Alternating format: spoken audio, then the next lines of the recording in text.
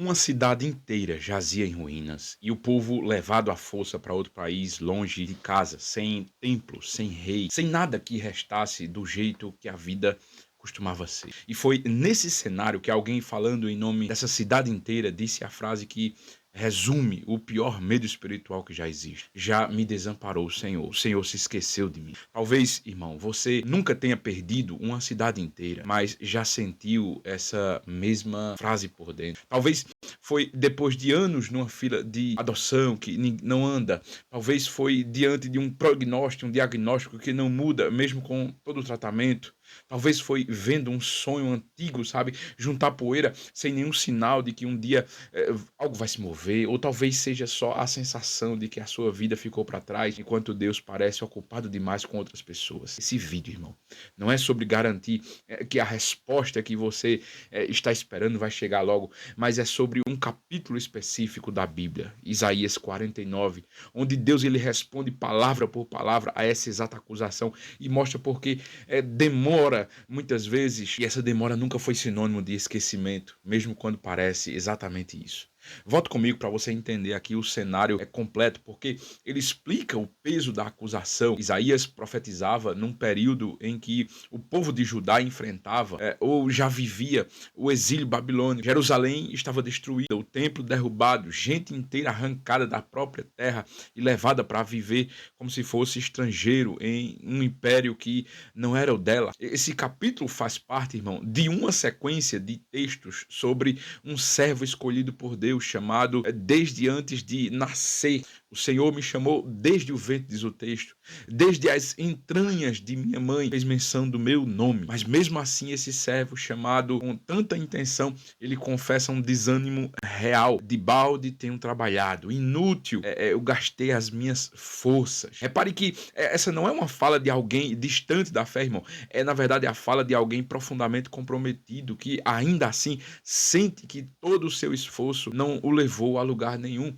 E logo depois dessa confissão vem uma virada pequena, mas decisiva. Ele diz: todavia, o meu direito está perante o Senhor e o meu galardão perante o meu Deus. Ele não nega o cansaço, ele só decide onde vai depositar a causa dele, mesmo sem ver o resultado. Isso já demonstra, irmão, algo importante.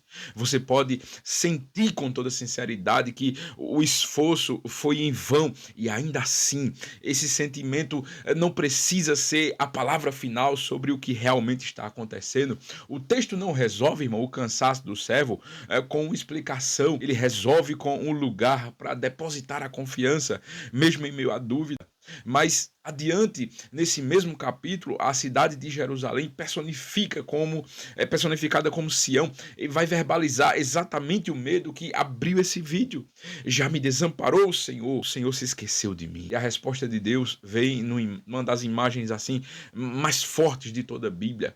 Pode uma mulher esquecer-se tanto do filho que cria, é que se não compadeça dele, do filho do seu ventre, mais ainda que essa se esquecesse, eu todavia não me esquecerei de ti. Repare na escolha dessa comparação, irmão. Deus, ele não compara o esquecimento dele com o de um amigo distraído, não, ou de alguém ocupado demais, não, muito menos. Ele compara com um vínculo mais forte que a cultura daquela época conseguiria imaginar: uma mãe amamentando, biologicamente conectada àquele filho, como um instinto de proteção, quase impossível de desligar. E mesmo assim, usando o exemplo mais forte que existia, ele ainda vai além, ainda que esta se esquecesse, reconhecendo que até esse vínculo teoricamente poderia falhar, mas Deus diz: eu todavia não me esquecerei de ti. A promessa de Deus, irmão, ela não depende do exemplo humano mais forte e se sustentar, não, ela existe mesmo se esse exemplo falhasse. E aí ele completa: eis que nas minhas mãos, ou nas palmas das minhas mãos, eu te gravei, os teus muros estão continuamente diante de mim. Aquela cultura, irmão, gravar algo na palma da mão era um jeito de garantir que você nunca esqueceria daquilo. Você olha para a palma das suas próprias mãos, trabalhando, comendo, todos os dias, e você veria aquela marca ali. Repare que Deus, ele não diz que vai tentar se lembrar de você, ele ele diz que já fez algo para tornar o esquecimento impossível, um registro permanente, sempre diante dos seus olhos, mesmo quando os muros da sua vida, como os de Jerusalém, estiverem em ruínas. Irmão, isso muda algo essencial sobre como você deveria tratar esse sentimento de abandono quando ele aparece. Sião sentiu com toda sinceridade que tinha sido esquecida. E a Bíblia não diz, irmão, que esse sentimento era mentira ou que era fraqueza de fé. Não, diz que esse sentimento, mesmo sendo real, não descrevia a realidade com precisão. O texto separa, irmão, claramente as duas coisas.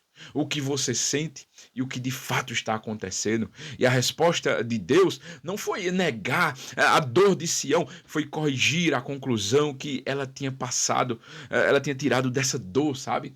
Se esse vídeo, irmão, tá falando contigo de alguma forma, se o Espírito Santo está falando ao teu coração, deixa um like nesse vídeo, se inscreva nesse canal se não for inscrito, porque você ajuda ou essa mensagem chegar a outras pessoas que precisam ouvir essa palavra.